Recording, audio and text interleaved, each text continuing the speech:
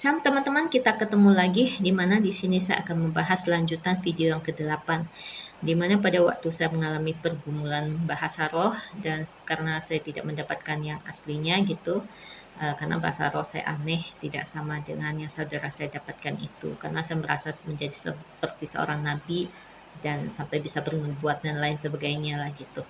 Dan pada waktu itu saya mulai sadar bahwa bahasa roh yang saya dapat itu tidak benar dan saya mulai melepaskannya dan tidak berdoa lagi dalam bahasa roh. Jadi saya berdoa dalam bahasa Indonesia atau bahasa ibu yang bisa dimengerti gitu.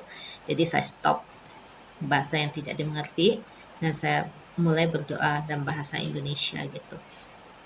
Dan pada waktu itu saya kan mengalami bipolar sampai juga bisa menggerakkan alam bawah sadar, dan adik saya juga sampai menawarkan untuk ke dokter psikolog gitu karena melihat saya masih mengalami kejiwaan itu, kayaknya seharusnya ke psikiater gitu biar mendapat penanganan gitu, lebih cepat sembuhnya gitu.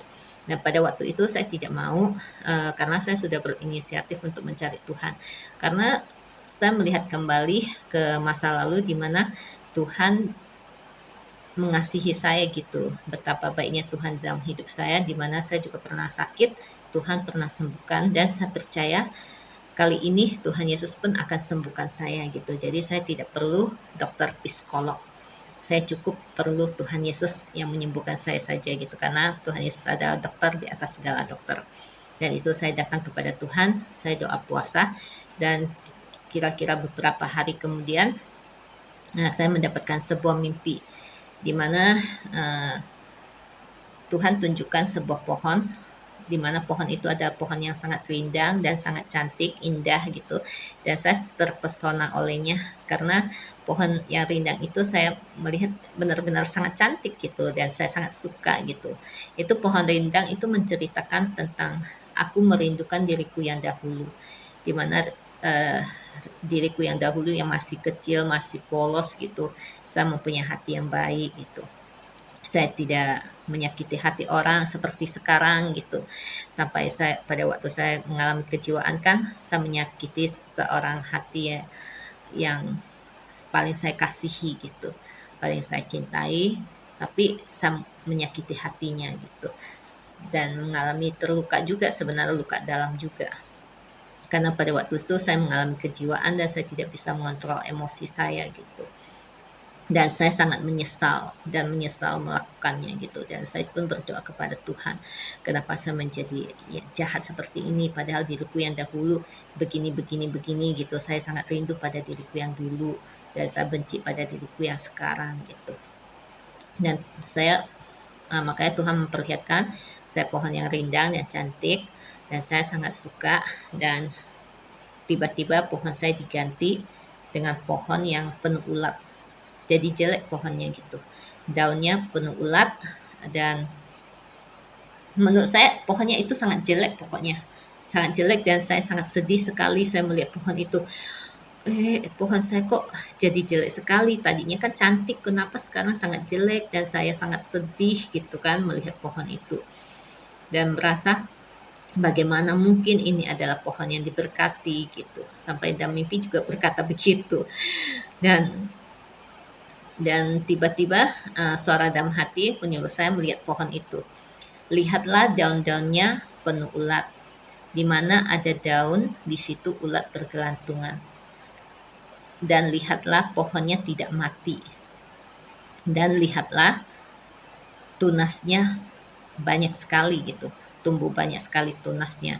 Semuanya banyak tunas, penuh tunas gitu pohonnya.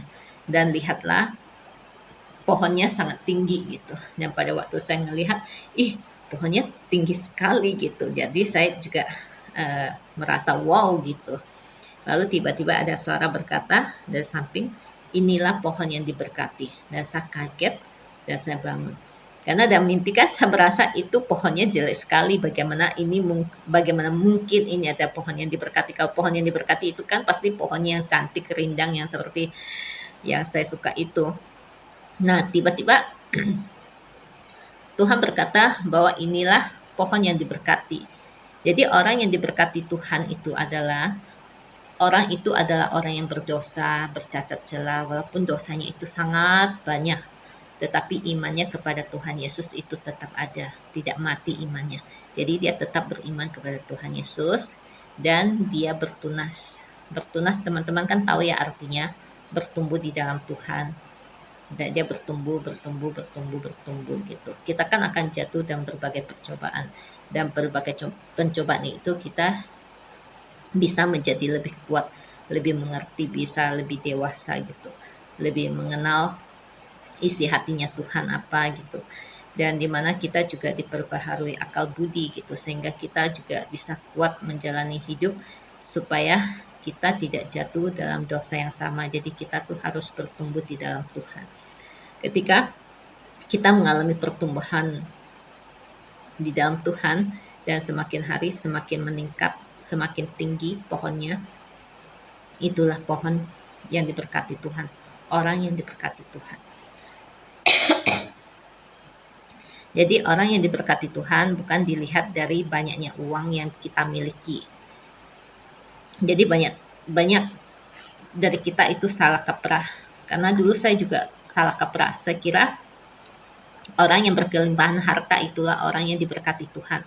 Tetapi setelah Tuhan bukakan, yang dikatakan diberkati itu bukan kelimpahan harta, tetapi orang yang diberkati Tuhan adalah orang yang mengalami kedewasaan rohani, di mana semakin hari semakin mengenal kehendak Tuhan.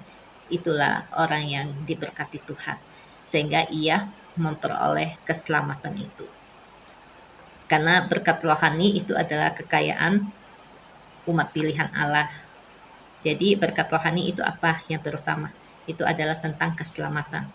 Di mana semakin hari kita semakin mengenal Tuhan, semakin mengalami Tuhan, prosesnya Tuhan, bertumbuh di dalam Tuhan, pembaharuan akal budi